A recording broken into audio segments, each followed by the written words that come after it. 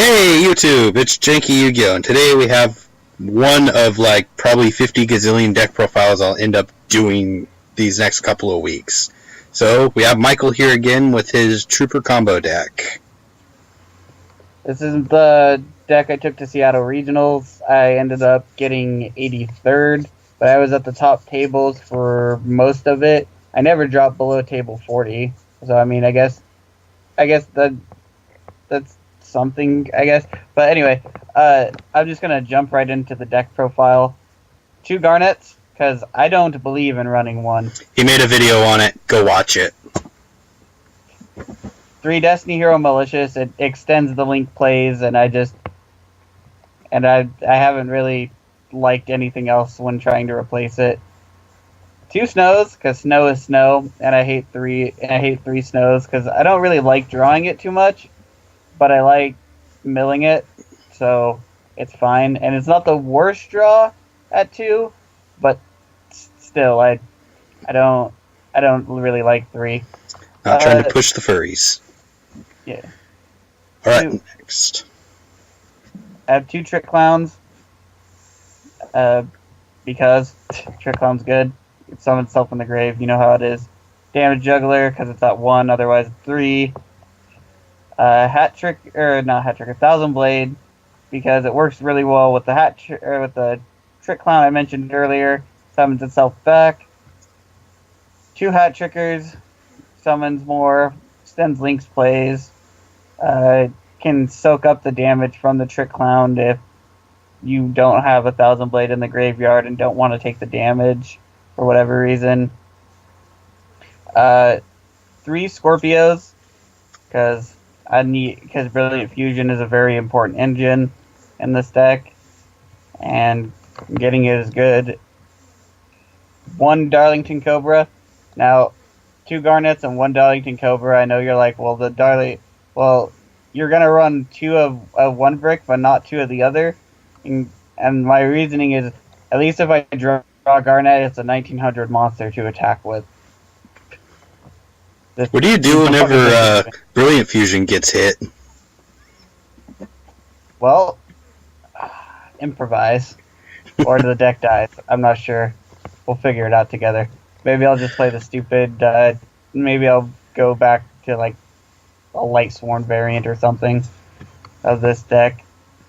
But 3 Lone Fire Blossoms to get the Scorpio or the Glow Up Bulb that's a one of as well that you see down here.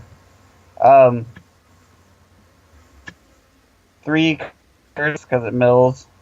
It mills 3, and it's milling its cost, which is important. So like they can't ash it. And it People tried all day. One dude even called the judge on me because he didn't believe me, and then the judge read the card and was like, "It's a cost," and then walked away. 2 Plague Spreaders, because it can make Omega. It likes to be in the grave, and it can make the Coral Dragon. The Coral Dragon is, I'll get into why I play that in a little bit, but it's just good. It likes to be in the grave, and I've always liked the card. Glow Up Bulb, it's a good tuner. It lets you go in the Nat Beast, and it lets you go into Link Karibo if all else fails. Just a really good card in general. Plus, it puts cards in the graveyard. It puts a card in the graveyard, so that's good. Soul Charge, because I'm throwing things in the graveyard. Why not? 3 Machine Dupes. Why? Why am I running 3 Machine Dupes and only 1 target in the whole deck? Because I'm a man. You want to see both of those cards. 1 Foolish Burial, just because my whole deck likes to be in the graveyard pretty much. 1 Monster Reborn, because I throw everything in the graveyard, and it extends plays. It can be a starter play. It can do it. It does a lot of things. It can be a comeback card even. 3 Called by the Graves, and this was the newest addition to the deck. I did it last minute, just because I was like, well, my deck doesn't like hand traps, and it wants to go first. So 3 Called by the Graves, and all day, or every time I saw this card, except for the really, really weird matchup with the Blast Warrior from Another Planet Turbo deck, besides that, Call by the Grave was fantastic. But that Last Warrior from Another Planet deck, and digressing a little bit, was really funny and kind of cool. But anyway, made sure my combos go off is essentially why I ran it and I put it at 3 because I needed to see it because it's such a hand trap heavy format. Three Brilliant Fusions because I need to because more consistency on drawing it if I don't draw the Lone Fires or the Predaplants.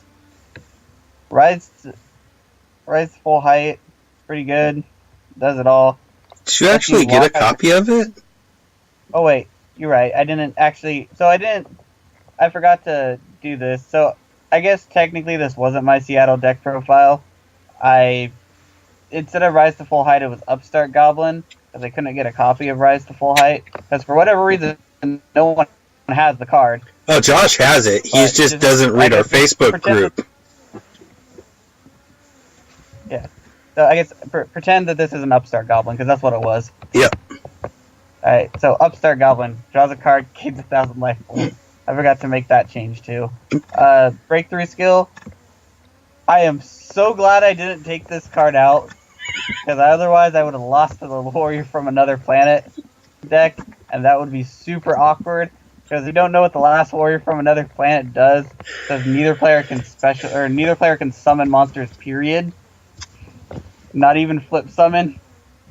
So it was the only way I could get out of it main deck. I walked up on this field. Michael's like, build his huge field. I'm like, does his opponent not know how Last Warrior from Another Planet works? And then his opponent's like, if you didn't have that breakthrough skill, and I'm like, oh, he broke through it? Oh, man. Otherwise, I was a goner. Gym Knight, Seraphin Knight gets me the extra normal summon, but more importantly than the extra normal summon, because I honestly barely ever use that, it's mainly because Brilliant Fusion mills 2 cards. That's like the number one reason. Cyframe Lord Omega, it's just a good card. Takes cards out of their hand. I can put back the Plague Spreader or the Damage Juggler, or even Victory Skill. I never did that, but because it never came up to where I really needed to do it. But yeah, Omega's a good card in general. Coral Dragon, honestly, I love this card. It unbricks hands because I can discard things to pop to destroy something and get out of that way. If it's sent from the field to the graveyard and synchro summon successfully, I get to draw a card, and that also means I can link summon with it and draw a card. So it's kind of like my version, I guess, of when you'd go into Formula Synchron to draw a card in Synchrons, but they usually use that as a play extender. Coral Dragon's the same. It's a play extender and unbricker. Nat Beast wouldn't be caught dead without this card. Did you actually resolve it in the tournament and just lock someone out? Like 4 times, yeah. Oh, man. How salty did they get? They just get that look of, oh.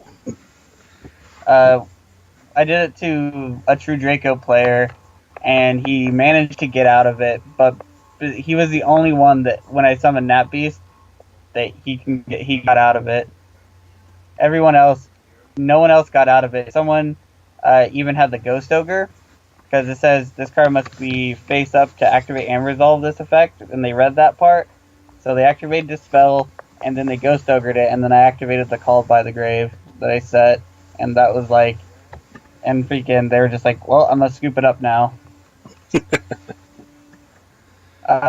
Utopia and Utopia the Lightning. So, in my second to last match, I faced against the Lightsworn deck, and we both bricked semi-hard. Like, it was, I guess, more of a soft brick, because we kinda, gotta play a little bit, but not really. And if it wasn't for Utopia the Lightning, I would not have been able to OTK him, because he bricked to the point where he had to end on an Underclock Taker, and then he had 2 monsters, or he had a Snow and a Giant Rex, and then he was gonna make a Borreload, but I used my Snow to flip down his thing, and the Utopia the Lightning allowed me to OTK him because I had a few other things on board, but I had to use Soul Charge to make that, and Utopia the Lightning pushed it over the edge. Plus,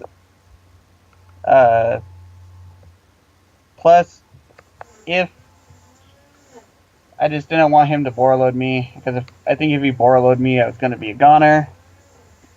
Baguska, because Baguska a lot of time is, as Farfa says, it's a good plan B. Oh, combo didn't go off. Better plan B. Yep. You do that so religiously that it's almost like plan A.1. Yeah.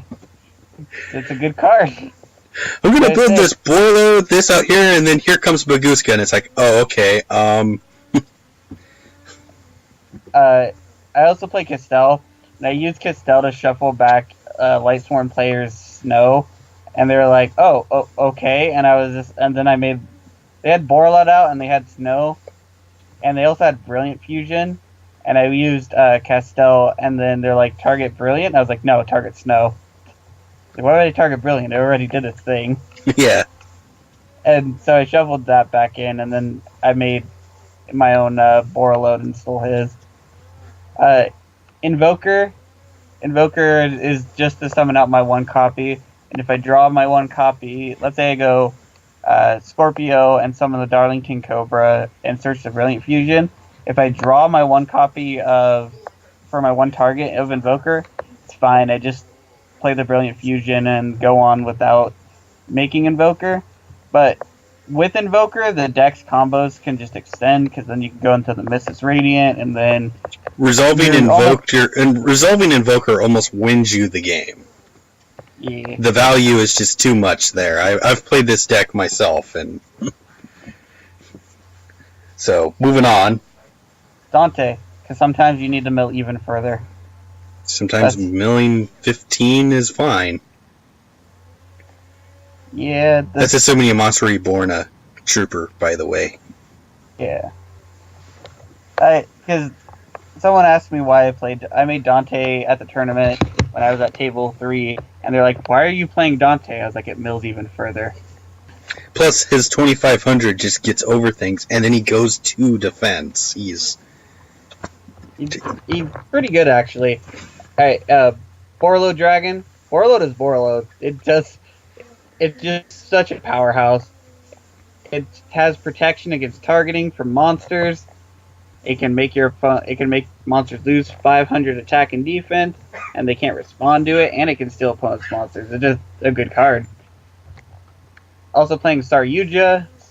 yugioh unbricks hands. It extends your plays. It almost guarantees the trooper combo.